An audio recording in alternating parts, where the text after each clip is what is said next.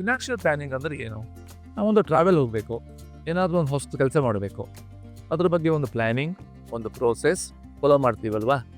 ಅದೇ ಥರ ನಾವು ನಮ್ಮ ಇನ್ವೆಸ್ಟ್ಮೆಂಟ್ ಮಾಡುವಾಗ ಏನು ಪ್ರೋಸೆಸ್ ಫಾಲೋ ಮಾಡ್ತೀವಿ ಅದನ್ನು ಇನ್ ಜನರಲ್ ಫಿನಾನ್ಷಿಯಲ್ ಪ್ಲಾನಿಂಗ್ ಅಂತ ಹೇಳ್ತೀವಿ. ಒಂದಷ್ಟು ಹಣ ದುಡಿತೀವಿ, ಬೇರೆ ಬೇರೆ ರೀತಿಯಿಂದ ಹಣ ಬರುತ್ತೆ. ಬಿಸ್ನೆಸ್ ಮಾಡಿ ಬರ್ಬೋದು, ಸ್ಯಾಲ್ರಿ ಇನ್ಕಮ್ ಬರ್ಬೋದು, ಅದರಿಂದ ನಮಗೆ ಒಂದಷ್ಟು ಹಣ ಬರುತ್ತೆ. ಆ ಹಣವನ್ನು ನಮ್ಮ ಫ್ಯೂಚರ್ ಗೋಲ್ಸಿಗಾಗಿ ಇನ್ವೆಸ್ಟ್ಮೆಂಟ್ ಮಾಡಬೇಕು.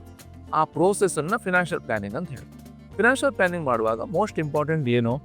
ನಿಮ್ಮ ಹಣವನ್ನು ಇನ್ವೆಸ್ಟ್ಮೆಂಟ್ ಮಾಡುವಾಗ 3 ಡಿಫ್ರೆಂಟ್ ಬಾಸ್ಕೆಟ್ಸಿಗೆ ಹಾಕ್ಕೊಳ್ತೀವಿ. ಶಾರ್ಟ್ ಟರ್ಮ್ ಗೋಲ್ಸಿಗೆ 3-4 ವರ್ಷದಲ್ಲಿ ಹಣ ಎಷ್ಟು ವಾಪಸ್ ಬೇಕು ನನಗೆ, ಮೀಡಿಯಮ್ ಟರ್ಮ್ ಗೋಲ್ಸಿಗೆ 4-5-6 ವರ್ಷದಲ್ಲಿ ಹಣ ನನಗೆ ಎಷ್ಟು ವಾಪಸ್ ಬೇಕು, ಲಾಂಗ್ ಟರ್ಮ್ ಗೋಲ್ಸಿಗೆ ಎಷ್ಟು ಹಣ ನನಗೆ ಬೇಕಾಗುತ್ತೆ, ಇವತ್ತಿನ ಇನ್ಫ್ಲೇಷನ್, ಇನ್ನು ಮುಂದಿನ ದಿವಸದ ಇನ್ಫ್ಲೇಷನ್ನ ಲೆಕ್ಕ ಹಾಕಿ ನಾನು ಇನ್ವೆಸ್ಟ್ಮೆಂಟ್ ಮಾಡುವ ಪ್ರಾಡಕ್ಟ್ ಎಷ್ಟು ರಿಟರ್ನ್ಸ್ ಕೊಡುತ್ತೆ ಅಪ್ರಾಕ್ಸಿಮೇಟ್, ಅದನ್ನು ಆಲೋಚನೆ ಮಾಡಿಕೊಂಡು ಪ್ಲ್ಯಾನ್ ಮಾಡಿ ಇನ್ವೆಸ್ಟ್ಮೆಂಟ್ ಮಾಡುವ ಪ್ರೋಸೆಸ್ಸನ್ನೇ ಫಿನಾನ್ಷಿಯಲ್ ಪ್ಲಾನಿಂಗ್ ಅಂತ ಹೇಳ್ತಾರೆ. ನೀವು ಇನ್ವೆಸ್ಟ್ಮೆಂಟ್ ಸ್ಟಾರ್ಟ್ ಮಾಡುವಾಗ ಲಾಸ್ಟ್ 3-4 ವರ್ಷದಲ್ಲಿ ಯಾವ ಫಂಡ್ ಚೆನ್ನಾಗಿ ಪರ್ಫಾರ್ಮ್ ಮಾಡಿದೆ ಅದಕ್ಕೆ ಹಣ ಹಾಕೋದ್ರ ಬಗ್ಗೆ ಆಲೋಚನೆ ಮಾಡಿಬಿಡಿ. ಈ ಥರ ಪ್ಲ್ಯಾನಿಂಗ್ ಮಾಡಿ, ಅಸೆಟ್ ಅಲೋಕೇಶನ್ ಮಾಡಿ, ನಿಮ್ಮ ಗೋಲ್ ಓರಿಯೆಂಟೆಡ್ ಪ್ಲ್ಯಾನ್ ಮಾಡಿಬಿಟ್ಟು ಇನ್ವೆಸ್ಟ್ಮೆಂಟ್ ಮಾಡಿ. ಈ ವಿಡಿಯೋದಿಂದ ನಿಮಗೆ ಖಂಡಿತ ಉಪಯೋಗ ಆಗಿದೆ ಅಂದ್ಕೊಂಡಿದ್ದೀನಿ. ಈ ವಿಡಿಯೋವನ್ನು ಯಾರಿಗೆ ಕಳಿಸ್ಬೇಕಂತ ಗೊತ್ತಿದೆಯಲ್ವಾ?